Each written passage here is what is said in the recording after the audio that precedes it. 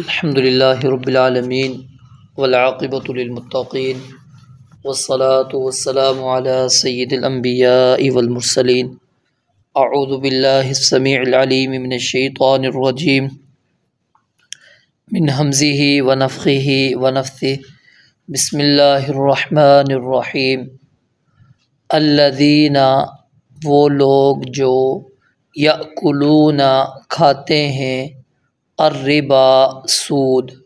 ربا اس کا لفظی معنی ہوتا ہے بڑھنا، زیادہ ہونا۔ لا یقومون نہیں وہ کھڑے ہوں گے، الا مگر کما جس طرح یقوم کھڑا ہوتا ہے الذی وہ شخص جسے یتخبطہ خبطی بنا دیا ہو الشیطان شیطان نے من المس چھو کر۔ ذالک یہ بانہم اس لیے ہے، قالوا کہ انہوں نے کہا انما البیع اس کے سوا نہیں، البیع تجارت مثل الربا سود کی طرح ہے،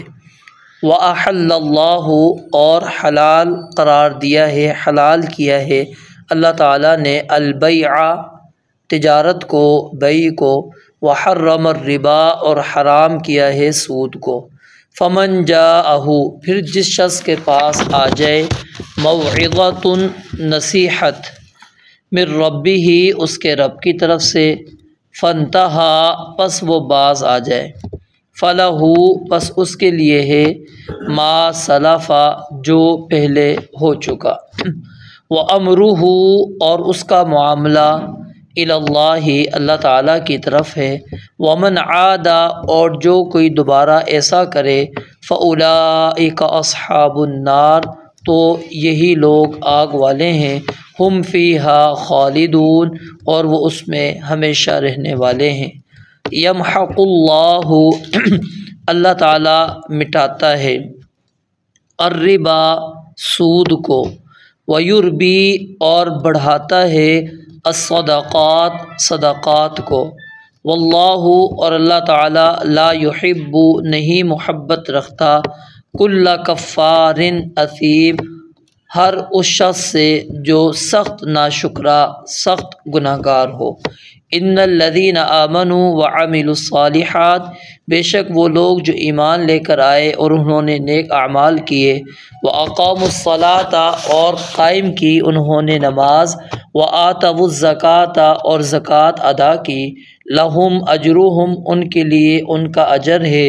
عند ربہم ان کے رب کے پاس، ولا خوف علیہم اور نہ کوئی خوف ہوگا ان پر، ولا ہم یحزنون اور نہ ہی وہ غمگین ہوں گے۔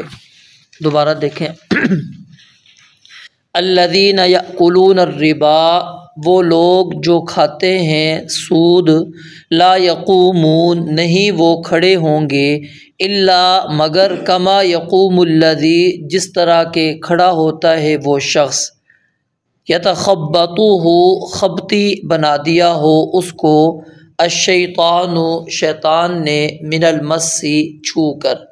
ذالک یہ بانہم اس وجہ سے، یعنی ان کی جو حالت قیامت والے دن یہ اس انداز میں جو کھڑے ہوں گے اس کی وجہ کیا ہے، قالوا انہوں نے کہا انما البیع مثل الربا کہ تجارت بیع خرید و فروخت تو سود ہی کی طرح ہے، وأحل اللہ البیع حالانکہ اللہ تعالیٰ نے حلال کیا ہے تجارت کو خرید و فروخت کو، وحرم الربا اور حرام کیا ہے سود کو۔ فمن جاءہ پھر جس شخص کے پاس آ جائے موعظۃ کوئی نصیحت من ربہ اس کے رب کی طرف سے، فانتہا پس وہ باز آ جائے، فلہ تو پس اس کے لیے ہے ما سلفا جو پہلے ہو چکا، وامرہ الی اللہ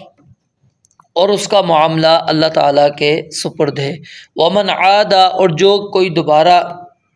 ایسا کرے فاولئک اصحاب النار تو وہی آگ والے ہیں، ہم فیہا خالدون وہ اس میں ہمیشہ رہنے والے ہیں۔ یمحق اللہ الربا، اللہ تعالیٰ مٹاتا ہے سود کو، ویربی الصدقات، اور صدقات کو بڑھاتا ہے، واللہ لا یحب کل کفار اثیم، اور اللہ تعالیٰ کسی ایسے شخص سے محبت نہیں رکھتا جو سخت ناشکرا، اثیم، سخت گناہ گار ہو۔ ان الذین آمنوا وعملوا الصالحات، بے شک وہ لوگ جو ایمان لے کر آئے اور انہوں نے نیک اعمال کیے، واقاموا الصلاۃ، اور نماز قائم کی، وآتوا الزکوٰۃ، اور زکوٰۃ ادا کی، لہم اجرہم، ان کے لیے ان کا اجر ہے، عند ربہم، ان کے رب کے پاس، ولا خوف علیہم ولا ہم یحزنون، اور نہ ان پر کوئی خوف ہے اور نہ ہی وہ غمگین ہوں گے۔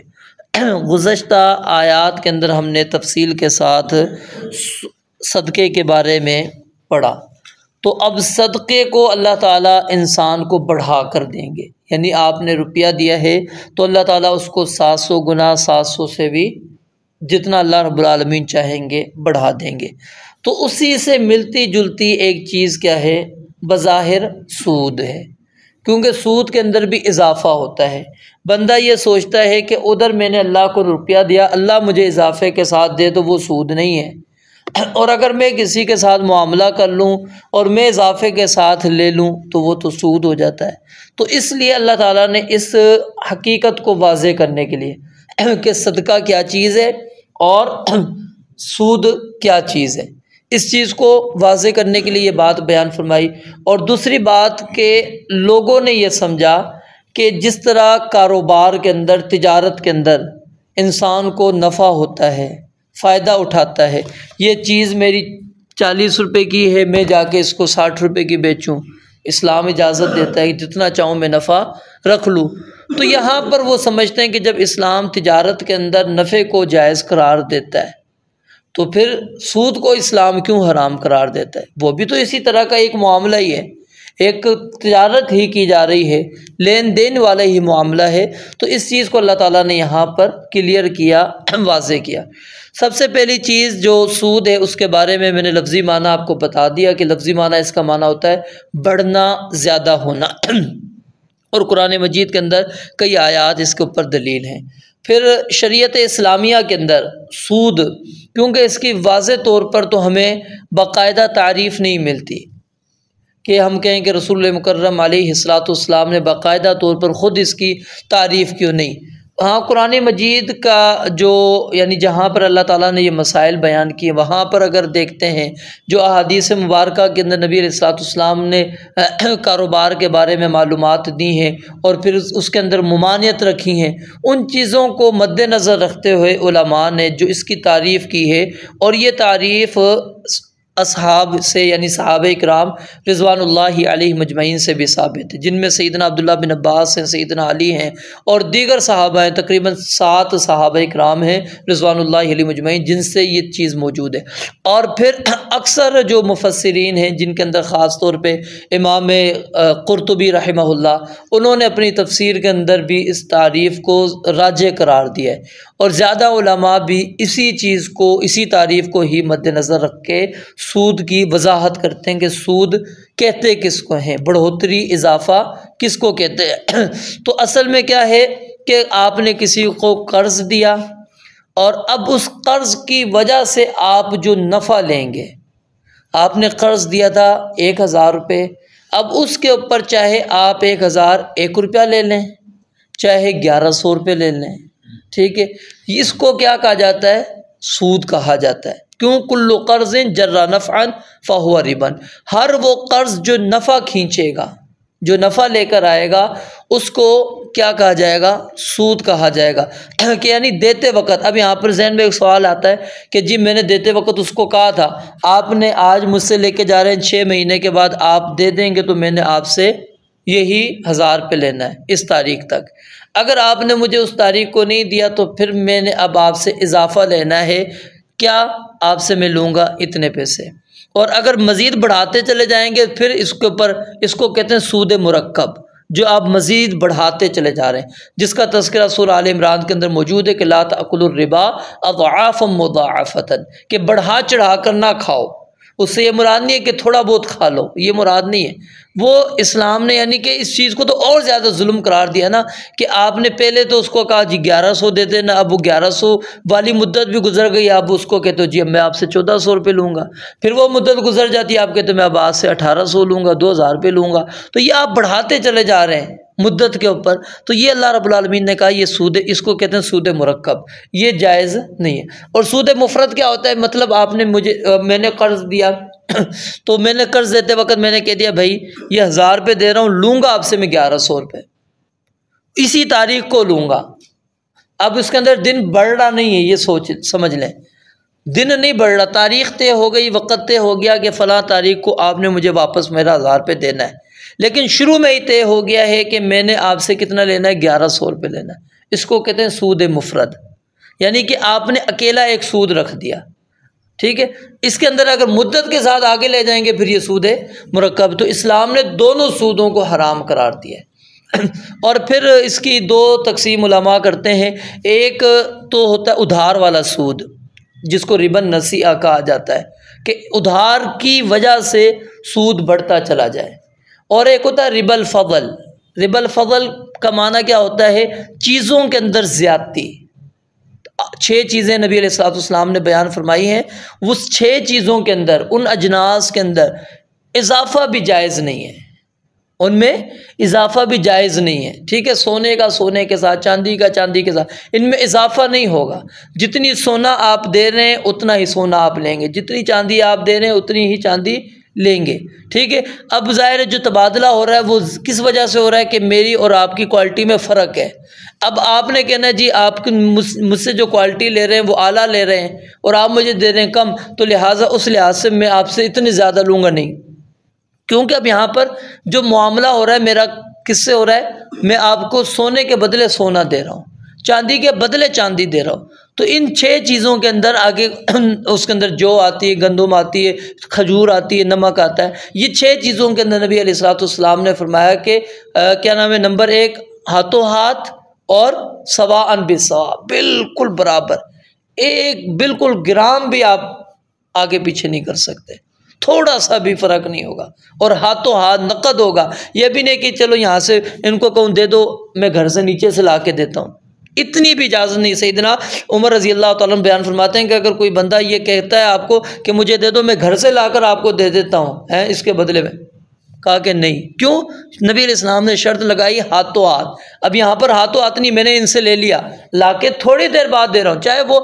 1 منٹ کے بعد دے رہا ہوں، 2 منٹ کے بعد دے رہا ہوں، لیکن مجلس ہماری کیا ہو گئی؟ تبدیل ہو چکی ہے، میں اپنے گھر چلا گیا ہوں، وہاں سے لے کر آ رہا ہوں۔ تو اس لیے ان 6 چیزوں کے اندر تو بالکل علماء کہتے ہیں کہ یہاں پر کیونکہ نص موجود ہے شریعت کی، ان کے اندر تو کسی قسم کی کوئی بھی رعایت نہیں ہے، جس طرح نبی علیہ السلام نے پابند کر دیا۔ تو اب اس کے اندر ربا الفضل بالکل جائز نہیں، اور یہ ربا الفضل جو ہے زیادتی والا، یعنی آپ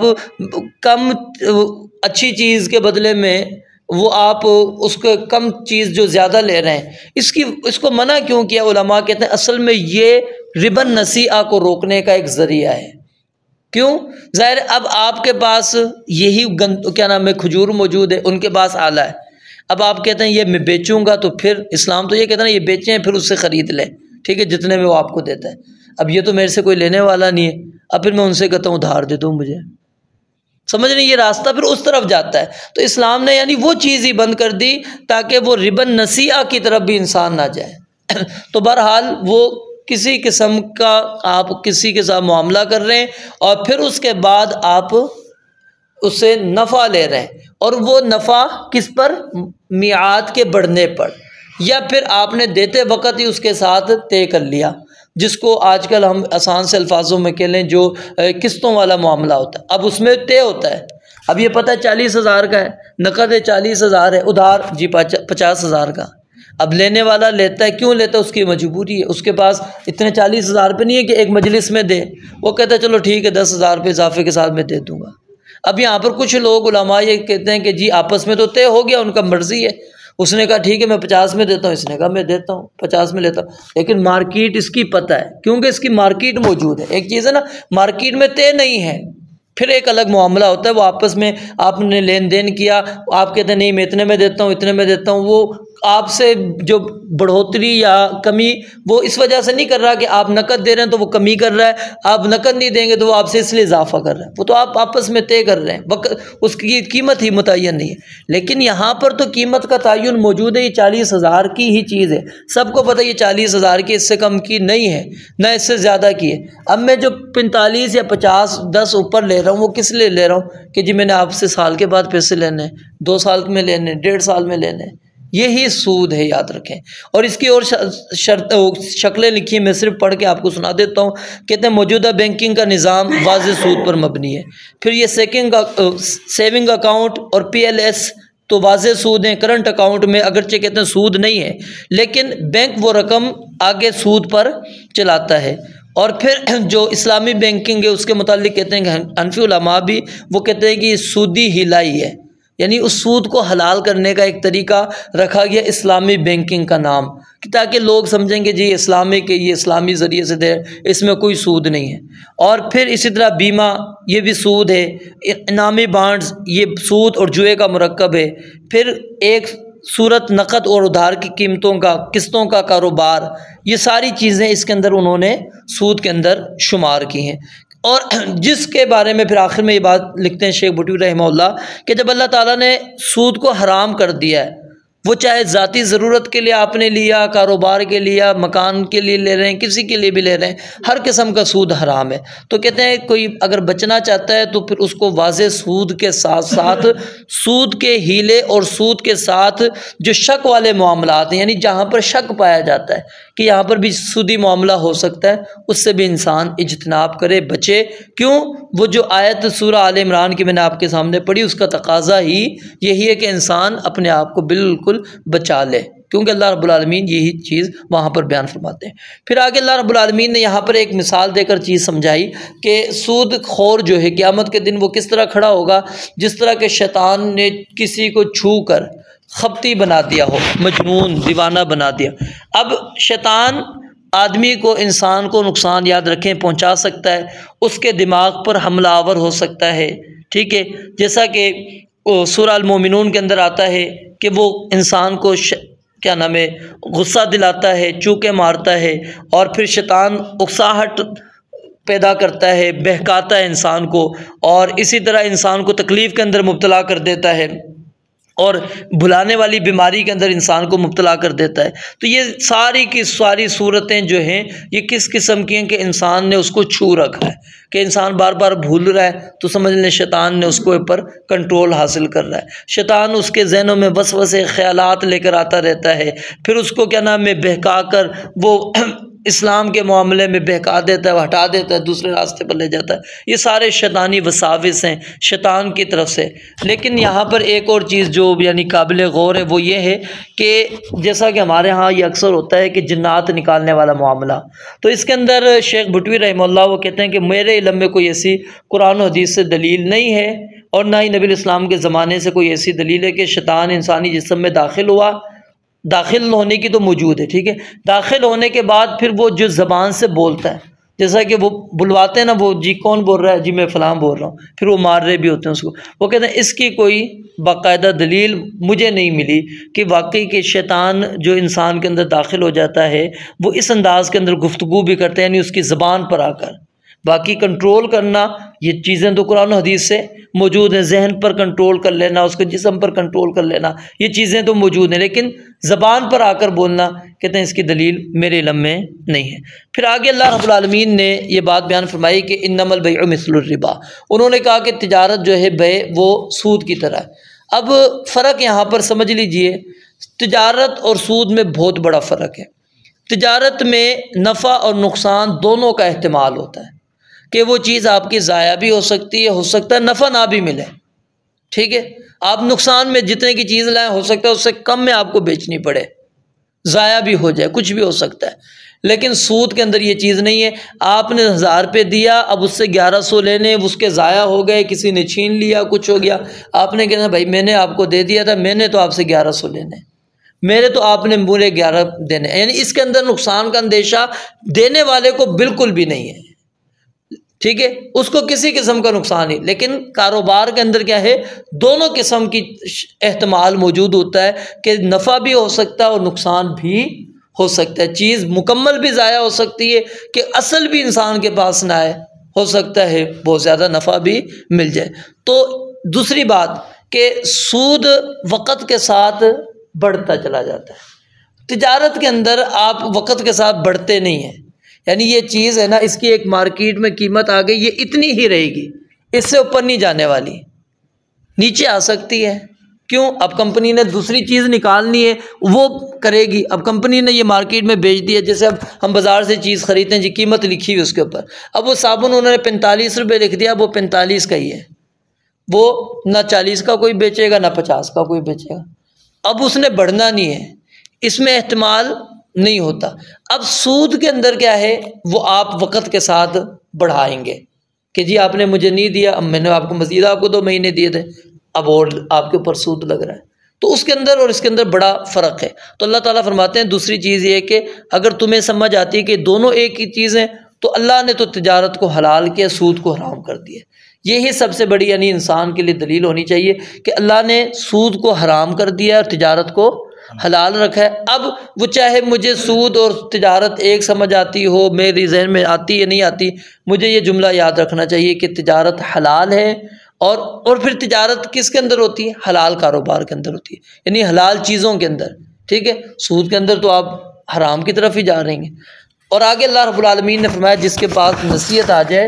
اور وہ اب رک گیا، اس کو پہلے پتہ نہیں تھا، سمجھایا، بات سمجھ میں آ گئی، فَلَهُ مَا سَلَفَ، کہتے ہیں اللہ جو گزر چکا تو وہ اس کے لیے کیا نام ہے، وہ اللہ تعالیٰ معاف کریں گے، اور اس کا جو معاملہ ہے کہ اللہ رب العالمین فَانْتَهَا فَلَهُ مَا سَلَفَ، وہ انسان اس کے پاس نصیحت آئی، وہ رک گیا، فَلَهُ مَا سَلَفَ، اس کے لیے وہ ہے جو اس نے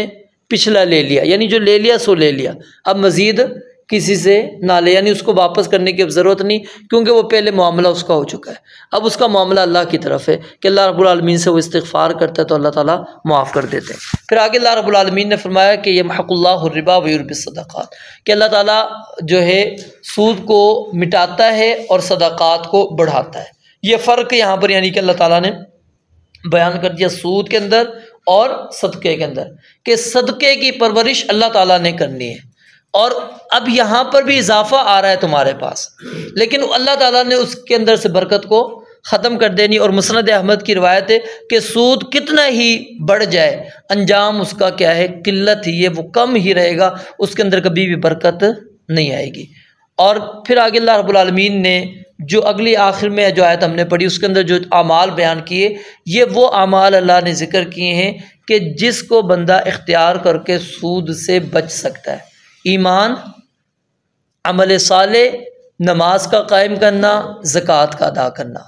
یہ 4 چیزیں انسان اگر اختیار کر لیتا ہے تو اللہ رب العالمین فرماتے ہیں کہ وہ سود سے اپنے آپ کو بچا لے گا، کیونکہ ایمان کے اندر تقدیر پر بھی ایمان ہے،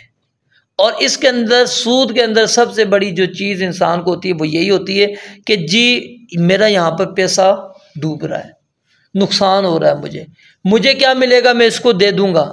مجھے کیا حاصل ہوگا، یہ تو مجھے 2 سال کے بعد دے گا، میرا تو 50,000 ہوتا میں یہاں کماتا، اس کو 50 کو میں 70-80 ہزار بنا لینا تھا، مجھے کیا ملے گا، کچھ نہیں مل رہا۔ تو وہ ایمان، تقدیر پر جو ایمان ہے انسان کا، یہ جو وسوسے خیالات آتے ہیں وہ ایمان کے ذریعے سے ختم ہو جاتے ہیں۔ رب العالمین سے دعا ہے اللہ تعالیٰ سمجھنے عمل کرنے کی توفیق عطا فرمائے۔ وآخر دعوانا الحمدللہ رب العالمین۔